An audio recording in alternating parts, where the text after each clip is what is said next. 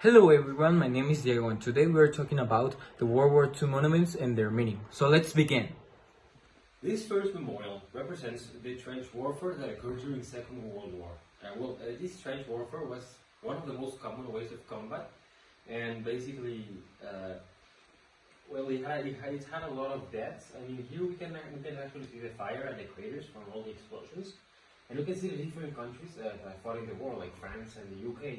And on the other side, of course, we can see what were the enemies, like Japan, Germany, and Italy. Hello, my name is Gal, and here we can see the Battle of Normandy. Here is known as one of the most important episodes of the World War II. This was a really good strategical movement to take back France.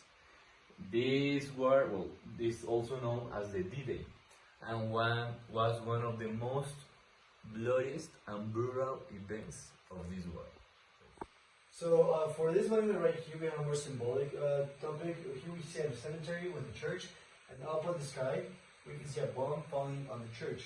This means that although there was no rest during this period, there was a lot of violence, represented by, of course, the dead people in the cemetery being bombarded, which means like there was no time for rest, as there was always violence during that period of time.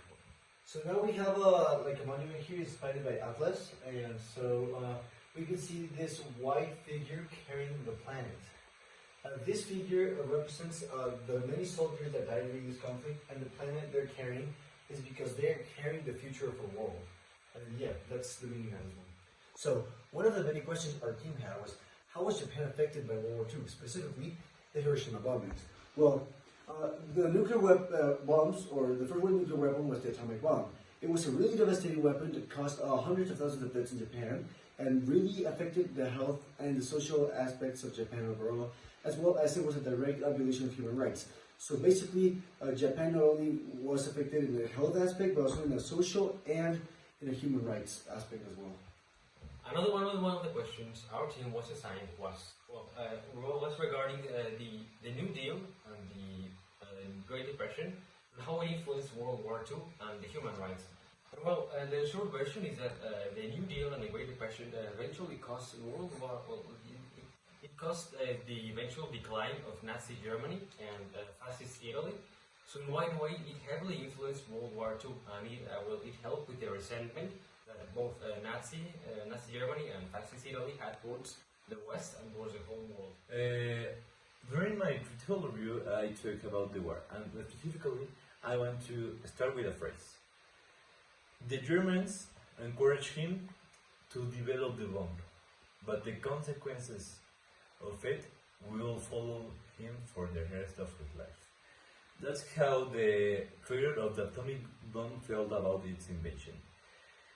What I want to focus in is that during this period of time, most of the governments were focused in generating progress in order to have some advantages